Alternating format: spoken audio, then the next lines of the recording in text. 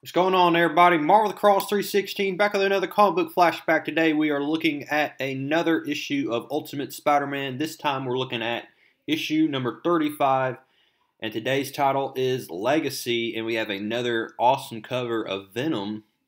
And so we are definitely going to be seeing the first appearance of Venom in this issue, and it's not how you think you would expect it to happen. And so, what exactly am I talking about? We're going to find all this out as we continue to look at this series. We know that Peter came across the life's work of his father. Basically, they were working on the symbiot suit to cure cancer, him and Eddie Brock's father. And so, previously in Ultimate Spider-Man, Peter goes to visit college student Eddie Brock, a childhood friend and the son of his scientist father's partner. Eddie shows Peter an old experiment of their father's that he has discovered, a container of frozen black liquid.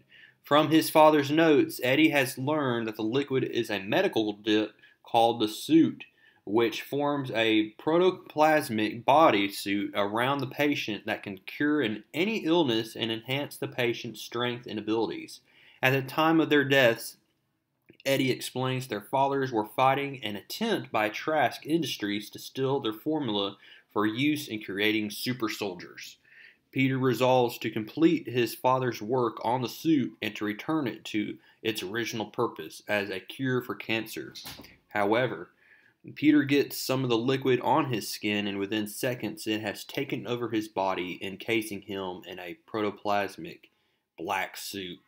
And so today's title is brought to you by Brian Michael Bendis, who wrote this issue. We have Mark Bagley on the penciling, Art Thibber on the inking, Chris Ilopoulos lettering page, C.B. Cebulski and Brian Smith, associate editors, Joe Quesada, editor-in-chief, Ralph Macchio, editor, and Bill J. Moss, president and inspiration.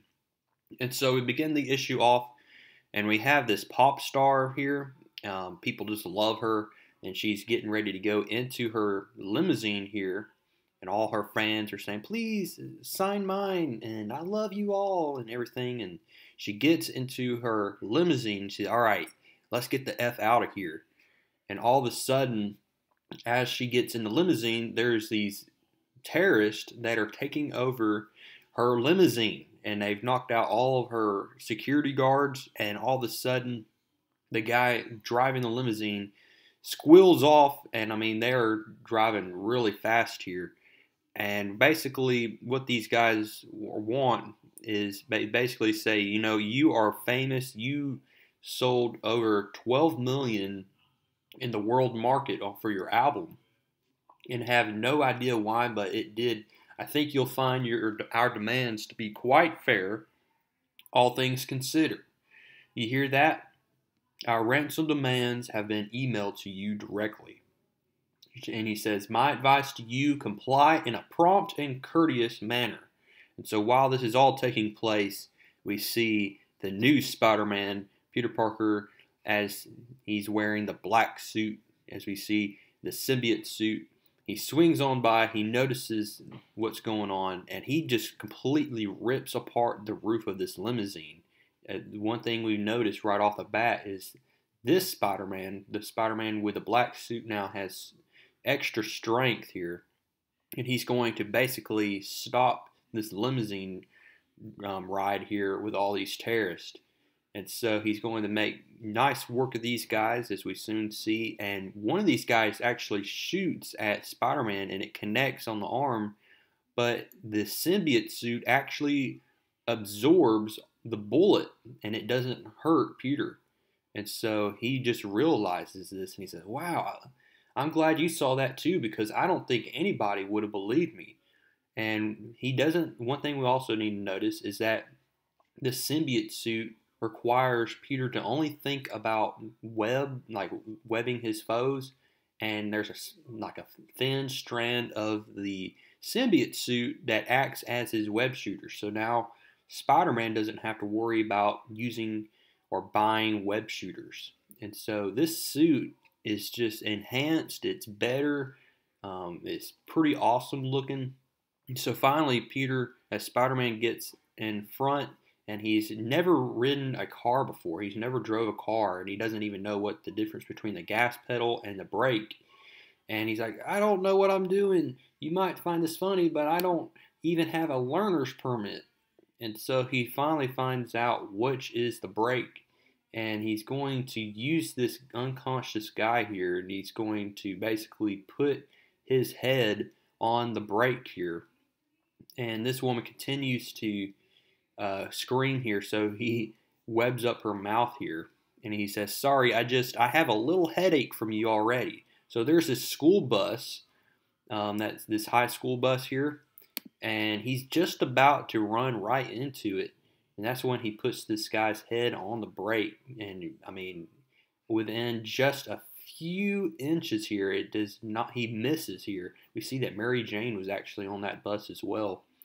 And so we see that Peter then swerves the limousine and now makes it come to a complete halt here. And everybody is noticing this new look of Spider-Man here. Spider-Man allows the pop star to get out of the limousine, and he basically saved her. But then the police arrive, and he says, hands in the air, freak. I mean it. Put your hands in the effing air right now. And so we see Spider-Man jumps up. He has a new attitude. He doesn't really care what the cop thinks. That's another thing we need to notice here is this suit is controlled by his emotions. And we'll soon see exactly how that relates to the Venom.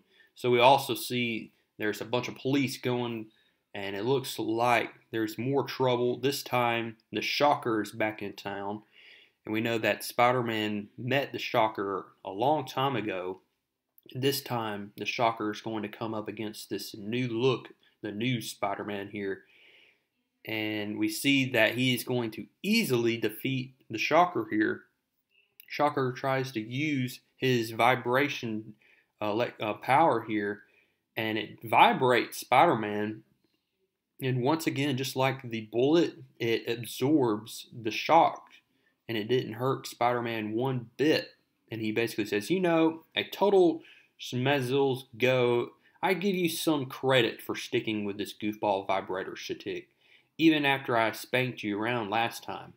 And so the cops are going to then round up Shocker here, and we have the media is getting this all on film here. And this woman says, wow, well, you saw it here first, ladies and gentlemen. Either we have yet another Spider-Man copycat running around the city, or the original is back with a new look and a bold new attitude. Either way, the gathered crowd here at First National loves him. Then we also are going to come across another guy here, and he's basically shot and killed the store owner here. Spider-Man sees what has happened, and it just enrages Spider-Man at this point. He is absolutely going to get fed up with this guy here. He's going to follow him in this back alley, and as Spider-Man is trying to locate him, he finally does, and he calls him a murderer. And this just, again, beckons back to the third film of Spider-Man. Awesome stuff here. I mean, this is probably the issue they used to get the attitude of Tobey Maguire's Spider-Man. And so Spider-Man basically takes him down, and he gets him in a little bit of the light. And he says, Mister, there is nowhere on earth you will be able to hide from. He notices the face. And this just so happens to be the guy, I guess, that killed Uncle Ben. I thought this was a different guy, but apparently maybe this guy was in line with the guy that killed Uncle Ben, or maybe he was the guy that killed Uncle Ben. But otherwise, he says, you killed my Uncle Ben. And he's like, dude, I swear to God, I know that guy was your uncle. And then this is what happens. The suit transforms into Venom here. So now Spider-Man is Venom. We didn't expect that to take place. And he's like, you don't deserve to live. You don't deserve your life. You killed my Uncle Ben. And he's just about to eat this guy alive here when all of a sudden Peter's like, what's happening to me? Get this off of me. And so he says, no, stop it. Get it off. And he's like, oh my goodness, what have I done? And so he basically is going to go from rooftop to rooftop. And he said, I can't get it off. I can't stop this. It won't let me go. And he's like, I should never have come near it. I should have never touched it. Get it off me. And so he's trying his best to get it off of himself. We see that then Spider-Man falls right on top of these electric wires here. And basically that electrocutes the symbiot suit and it comes off of Spider-Man here. And so then we see a very limp Peter Parker falls on the ground, and it just so happens he falls right on the gravesite of his parents. Hard to believe that, as well as Uncle Ben. So crazy stuff here. So we're going to have to figure all this out. Is Spider-Man free of the black symbiote suit, or is he going to continue to wear it? Also, where is the symbiote suit now? And so where is it going to fall into hands? And so we're just going to have to figure all this out as we continue to look at this issue, folks. We'll be looking at issue number 36 coming up next. So go ahead now, give this video a like, comment down below what you liked about this issue, subscribe if you have not, and I will see y'all in the next